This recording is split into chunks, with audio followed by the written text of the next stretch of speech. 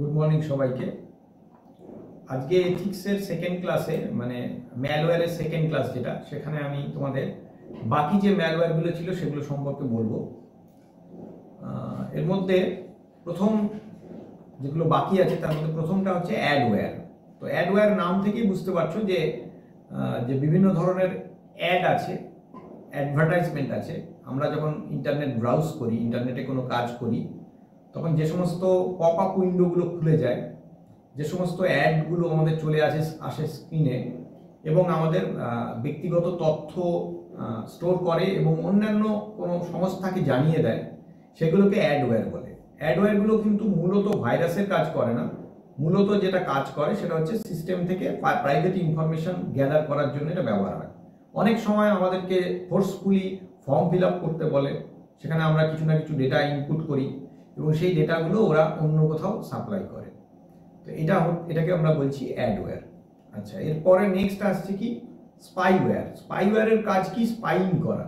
Spying করা মানে কোনো একটা কম্পিউটার সিস্টেম রয়েছে, সেই কম্পিউটার সিস্টেমের মধ্যে স্পাইওয়্যার গোপনভাবে প্রথমে ইনস্টল হয়ে যায়। তারপর কি হয়, এই কম্পিউটার সিস্টেমে কি কি কাজ হচ্ছে সেগুলোকে পরপর রেকর্ড করতে থাকে এবং অন্য জায়গায় পাঠাতে থাকে, যারা এটাকে পাঠিয়েছে তাদের কাছে পাঠাতে থাকে।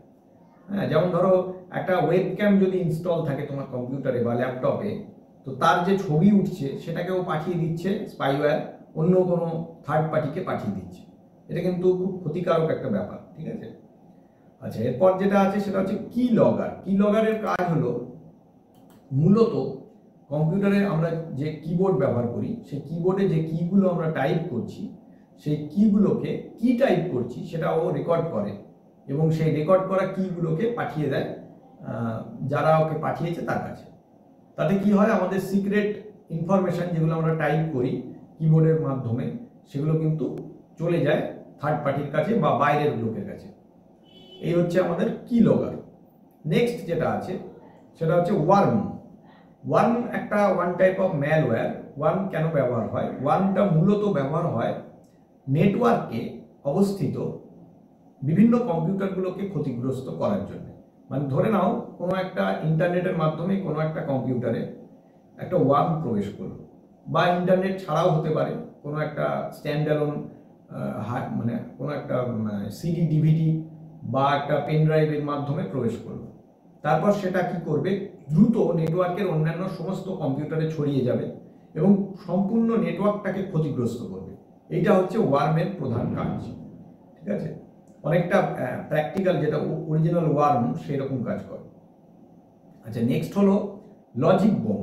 লজিক বোমটা হলো, নামটা শুনে বুঝতে পারবে, লজিকটা যখন ফুলফিল হয় তখন এটা বোমটা বাস্ট করে।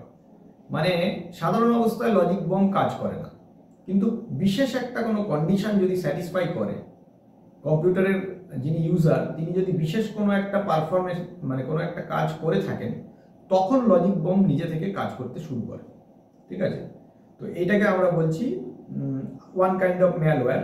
তো এটা অনেক ক্ষেত্রে কি করে, হার্ডওয়্যার ডিভাইসেরও কিন্তু ক্ষতি করে দেয়। মানে ধরে নাও একটা বিশেষ সিচুয়েশনে বলা আছে যে এরকম কিছু একটা ফাইল যদি ও খোলে, তাহলে পরে দেখা যাবে যে হঠাৎ করে ফ্যান, সিপিইউ ফ্যান বেশি জোরে ঘুরতে থাকবে বা বন্ধ হয়ে যাবে। যতক্ষণ না বন্ধ হবে ততক্ষণ ঘুরতেই থাকবে, এমন হিট উৎপাদন হবে যে ধীরে ধীরে খারাপ করে দেবে মেশিনকে। তো এটাকে আমরা বলছি লজিক বোম। এরপর কি আসছে? এরপর আসছে রুট কিটস। রুট কিটস হচ্ছে রুট, দেখো রুট মানে রাস্তা, তো এই ওখান থেকেই রুটের কথাটা কিছুটা মিল আছে আর কি, তো সেই জন্য রুট কিটস বললাম। তো কেন বললাম? কারণ রুট কিটসের কাজ হলো ব্যাকডোরসের জন্য রাস্তা তৈরি করা, রাস্তা খোঁজা, ঠিক আছে? রাস্তা খোঁজা মানে ধরে নাও বাড়ির কোনো একজন লোক আছেন যিনি গুপ্তচরের কাজ করছেন, তিনি বাড়ির মানে কম্পিউটারের মধ্যে কোনো একটা ফাইল ঢুকে আছে, সে খুঁজে দেখছে কম্পিউটারে কোথায় কোথায় লুপ হোলস আছে, সেই লুপ হোলসগুলোকে ও ব্যাকডোরের কাছে জানিয়ে দেবে। আর ব্যাকডোরটাকে না যাকে বাড়ির লোক জানিয়ে দিলেন যে এই এই জায়গাতে দিয়ে তুমি আসতে পারবে, সেই লোকটা মানে চুরি করতে যে আসবে সে হচ্ছে ব্যাকডোরস। এমন একটা ম্যালওয়্যার যেটা ব্যাকডোরস কি করবে, কোনো কম্পিউটার সিস্টেমে বা কোনো মোবাইলে ঢুকে সেখানকার ব্যক্তিগত ইনফরমেশন চুরি করে নিয়ে বেরিয়ে যাবে। এটা হচ্ছে ব্যাকডোরস। কারণ ব্যাকডোরস কেন বলা হচ্ছে, ও পেছনের দরজা দিয়ে আসছে, আমাদেরকে তো জানিয়ে বা সকলকে তো জানিয়ে আসছে না, সেজন্য ওকে বলা হচ্ছে ব্যাকডোরস। রুটকিটসের সাহায্য নিয়ে ব্যাকডোরস কোনো কম্পিউটার সিস্টেমে প্রবেশ করছে। এই হচ্ছে আমাদের মোটামুটিভাবে ম্যালওয়্যারের টাইপ। ঠিক আছে, তো তোমরা এই দুটো ক্লাস যদি অ্যাটেন্ড করে থাকো, মানে এর আগের ক্লাসটা যেটাতে আমি ভাইরাস আর ট্রোজান হর্স করিয়েছি সেইটা, আর আজকের ক্লাসটা, এই দুটো যদি করে ফেলো তাহলে দেখবে ম্যালওয়্যারের আর কোনো সমস্যা হবে না। ভালো লাগলে লাইক করবে, আর যদি কোনো প্রশ্ন থাকে অবশ্যই কমেন্টে জানাবে। আজকের ক্লাসে আমি এইটুকুই রাখছি। থ্যাংক ইউ সকলকে, প্রত্যেকটা ক্লাস অ্যাটেন্ড করো, নিশ্চয়ই ভালো লাগবে।